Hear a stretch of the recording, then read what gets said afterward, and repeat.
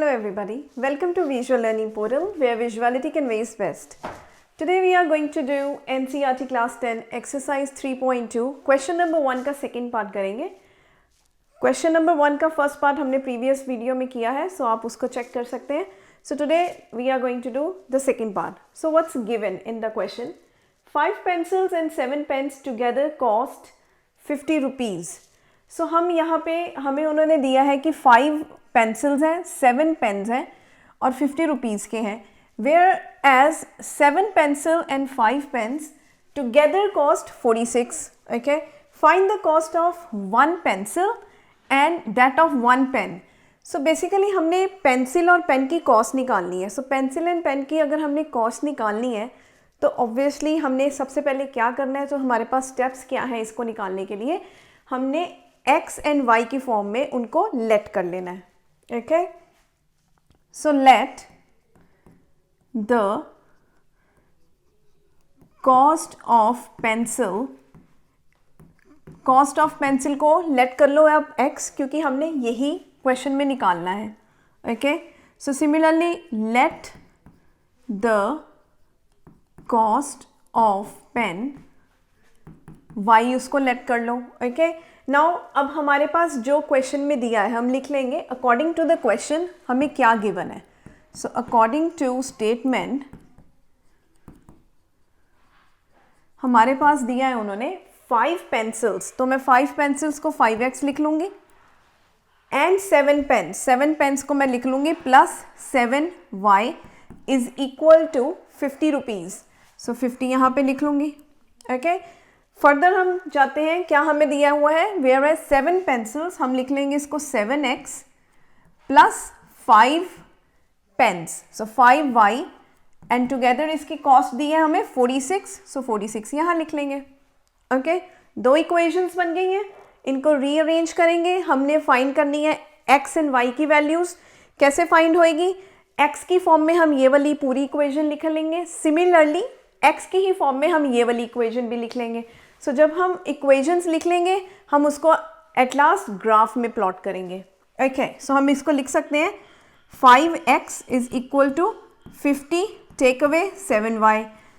कुछ नहीं किया है मैंने खास, इसमें सिर्फ 7y को मैं इधर लेके गई हूँ. आपको पता है जब प्लस इक्वल टू के दूसरी साइड लेके जाएंगे तो वो माइनस में आ जाएगा. So 7y when goes to other side it will be minus 7y.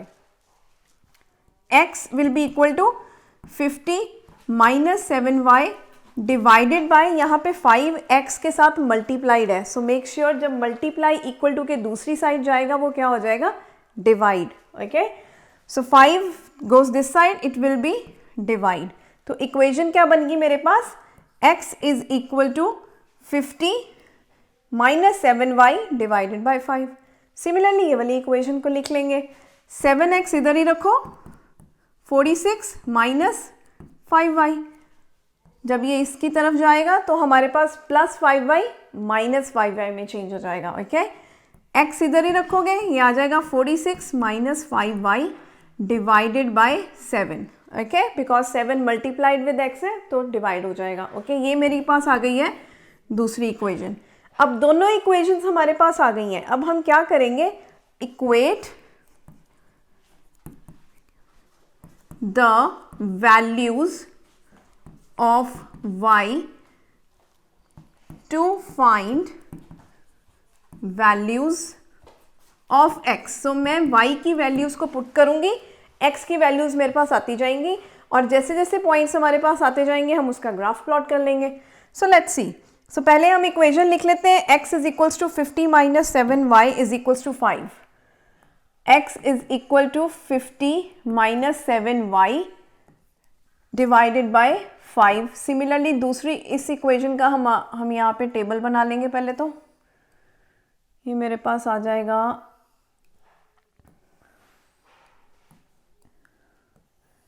सो आपके ऊपर डिपेंड करता है कि आपने कैसे वैल्यूज उसकी एज्यूम करनी है. x is equal to 46 minus 5y divided by 7. Check कर लेते हैं equation, 50 minus 7y over 5 and 46 minus 5y over 7. So similarly हमारे पास जो इसकी वैल्यूज हैं वो भी हम यहाँ पे बॉक्स में लिख लेंगे. सो हमारे पास ये आ जाएगी x and y. So now x and y की वैल्यूज आप कुछ भी एज्यूम कर सकते हो. सो आपको बेसिकली देखना है कि हमने किस हिसाब से इसको प्लॉट करना है. आप 0 से शुरू होके 0, 1, 2, 3, 4 थोड़ा सा इसमें देख के इसको अंदाज़ा लग जाता है कि हमने कौन सी वैल्यू पुट करेंगे, क्योंकि 46 is a very big number, है ना. तो फिर 5y के साथ आप जब मल्टीप्लाई करोगे समथिंग, तो it will be also a big number. So कोई भी ऐसी वैल्यूज़ हमने प्लॉट करनी है जिससे हमारे पास उसकी वैल्यूज़ आती जाएंगी. फॉर एग्जाम्पल अगर मैं फर्स्ट इक्वेशन में y को 5 पुट करती हूँ, तो 50 माइनस यहाँ पे कैसे पुट करोगे आप, 50 minus 7 into 5 divided by 5. Okay, so this is equal to, ये मेरे पास, इसको हम दोबारा लिख लेते हैं, ये आ जाएगा 50 minus 7 into 5 divided by, so 7 5 35, 50 minus 35 divided by 5. 50 में से 35 निकलेंगे, आपके पास कितना बचेगा, 15. 15 over 5 will gives you 3. Okay, so ऐसे ही अगर हम यहाँ पे सपोज कर लो हमारे पास, इसको मैं रब कर देती हूँ बिकॉज ये आप पुट कर सकते हो values, and then after that if I put the value for example 0, 50 minus 7y, y की वैल्यू 0 पुट करोगे, 7 इंटू 0 0 आएगा, 50 ओवर 5, 50 ओवर 5 क्या दोगे आप, 5 1 5 एंड 0, 10 आपके पास x की वैल्यू आएगी. सिमिलरली अगर यहाँ पे आप वैल्यू पुट करते हो 10, फॉर एग्जाम्पल आप यहाँ पे जैसे 5 पुट की, 0 पुट की, अब इसमें यहाँ पे वैल्यू पुट कर लो आप 10 सपोज. सो 10 अगर आप पुट करोगे 7 इंटू वाई, 7 इंटू 10 मेक्स 70, 50 में से 70 आप टेक अवे करोगे, आपके पास क्या आ जाएगा, -20. मेक श्योर यहाँ पे मैं आपको पुट करके बताती हूँ, 50 माइनस 7 इंटू 10 आपने y की वैल्यू पुट करी है, तो यहाँ पे क्या आ जाएगा, 50 माइनस 70 बाई 5. 50 में से 70 निकालेंगे, माइनस है, plus minus minus, but check with the sign of the bigger term. 70 bigger term है, उसके साथ नेगेटिव साइन है, तो -20 बाई 5 आएगा ये. सो 5 1 ज़ा 5, 5 4 ज़ा 20, तो -4 मेरे पास यहाँ पे वैल्यू आएगी. ओके, सो मेक श्योर आप सही वैल्यूज पुट करें. सिमिलरली आप कोई और एक वैल्यू पुट कर सकते हो, और I think so we enough with the 3 values as well. Now हम पुट करते हैं इस इक्वेशन में वैल्यूज. यहाँ पे हम सपोज y की वैल्यू 5 पुट करते हैं, 5 5 ज़ा 25, 46 माइनस 25 डिवाइडेड बाई 7, आपके पास आंसर आएगा x का 3. ओके, सिमिलरली हम और वैल्यूज पुट कर लेंगे, जैसे जैसे हम इसमें वैल्यूज पुट करी जाएंगे हमारे पास y की वैल्यूज आती जाएंगी. Okay, now let's put -2. Make sure again इसमें 46 माइनस 5 इंटू -2 डिवाइडेड बाई 7, आप वैल्यूज पुट करके चेक कर सकते हो कि नियर बाय आपके पास कौन सी वैल्यूज आती हैं. ओके, सो ये आ जाएगा 46 माइनस माइनस 5 2 ज़ा 10, minus minus plus divided by 7 which is equals to 56 by 7, and 7 8 ज़ा 56, तो आपके पास वैल्यू क्या आ जाएगी, 8. सो -2 एंड 8 आपके पास एक वैल्यू आई. ऑलराइट, अब आप पुट करो इसके अंदर सपोज 12. ओके, सो सपोज यहाँ पे आपने 12 पुट किया, so let's take this off and we can put the value here 12. Okay, तो हमारे पास ये वैल्यू चेंज हो जाएगी, ये वैल्यू चेंज हो जाएगी. सो मेरे पास क्या आएगा, यहाँ पे मैंने अगर इसको 12 पुट किया है, 12 into 5 which will be equals to 60. So 60, 46 में से 60 निकालोगे तो आपके पास क्या वैल्यू आ जाएगी, यहाँ पे माइनस ऑफ 14, 7 2 ज़ा 14, तो -2 आपके पास यहाँ पे आ जाएगा.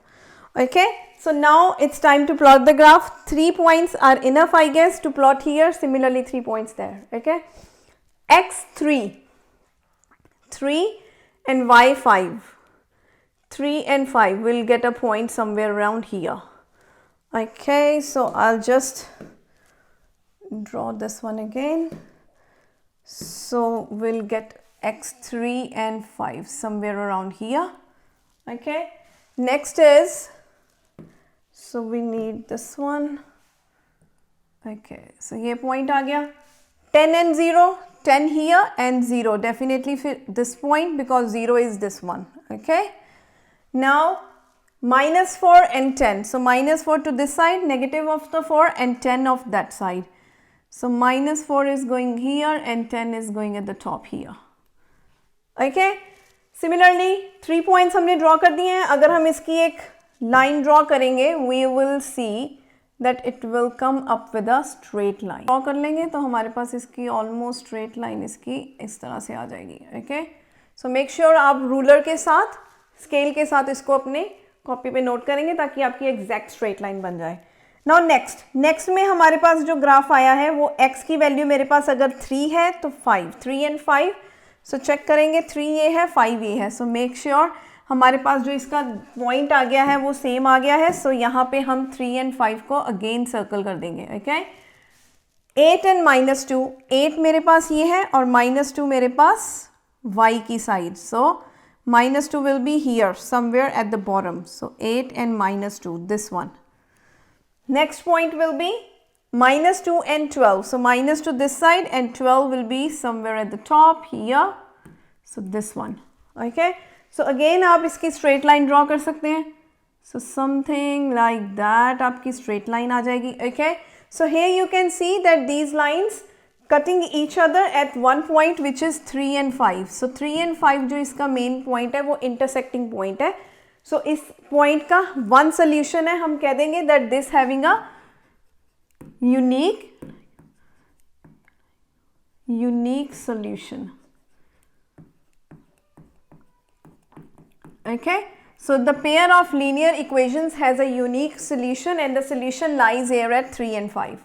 अब remember हमने x and y की values, cost of pencil x ली थी, कॉस्ट ऑफ पेन y ली थी.